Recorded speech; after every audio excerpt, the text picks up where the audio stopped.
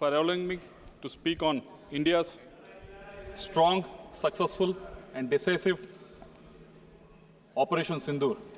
I wish opposition has taken this spirit and expressed it. Ma'am, before I start my speech, let me quote from Kautilya's Ardhashastra. When a righteous king is attacked without a cause, he must retaliate with all his might to protect his people. These are the words from Ardhashastra.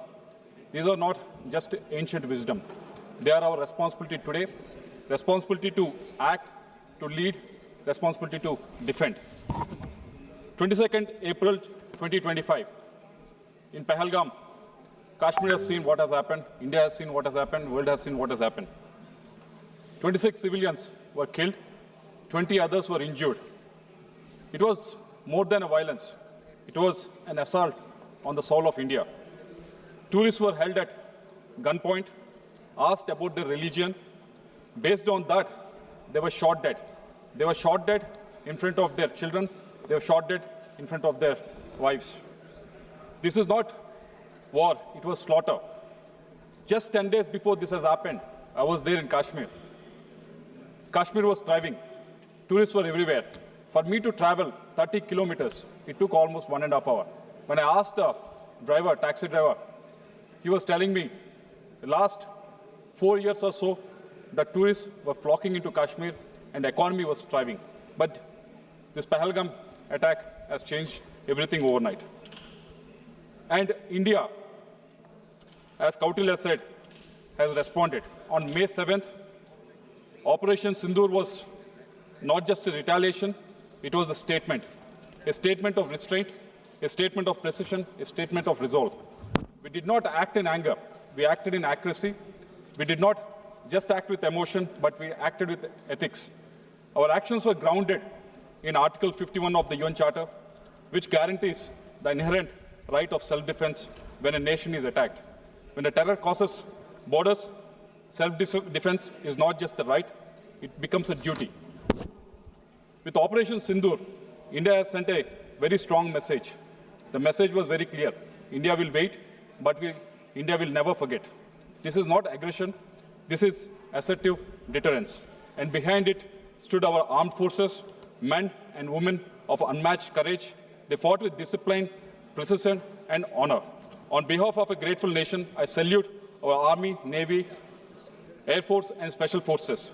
Jai Hind to every woman, every uniform that stood between India and terror. This clarity of action, this moral assertiveness was possible because of the bold leadership of Prime Minister Narendra Modi ji. Under his leadership, India moved from reactive to resolute, from strategic silence to strategic sovereignty. We have seen it with Uri surgical strikes, we have seen it with Balakot air strikes. And under the watch of Raksha Mantri, Rajnath Singh ji, Operation Sindoor was executed with both tactical brilliance and moral clarity. Moral clarity is the need of the hour. India's defense is now not just strong, it was swift, it was smart, and it was surgical. But we didn't stop at the battlefield. We took the truth to the world. 7 delegations, 32 nations. I had the honor of representing India in Qatar, Ethiopia, South Africa, and Egypt. It was led by honorable member from the opposition side, Supriya Suleji.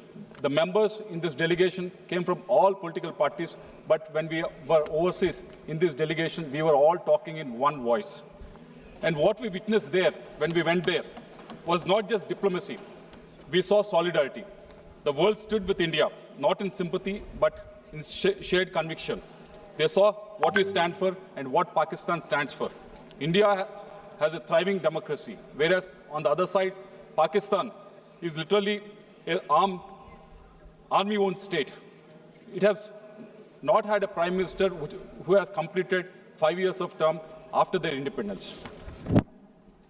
World has also witnessed what India has given. India has given non-violence and Gandhiji. Pakistan has given world terrorist training camps. We have given refugee to Dalai Lama, and Pakistan has given refugee to Osama bin Laden. We exported teachers, technology, and trust, whereas Pakistan exported terror. The world understands this and it stood with us.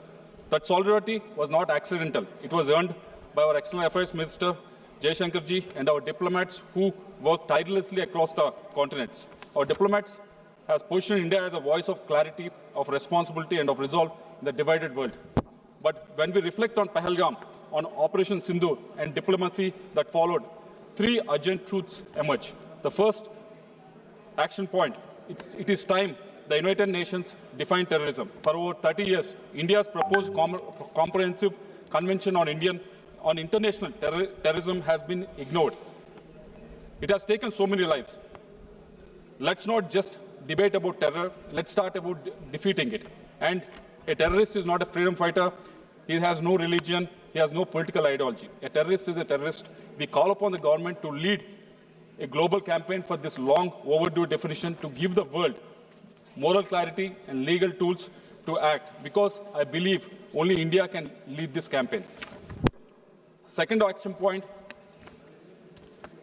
we must work actively with like-minded nations to ensure Pakistan is relisted on the Financial Action Task Force. India must ensure that sponsors of terror are held accountable. UN Security Council Resolution 1373 passed after 9/11 requires every nation to deny financing, sheltering, and supporting terrorists. But across our borders, terrorists are not just shielded, they are celebrated. Their names are painted on the billboards. Their hate is shouted in public squares.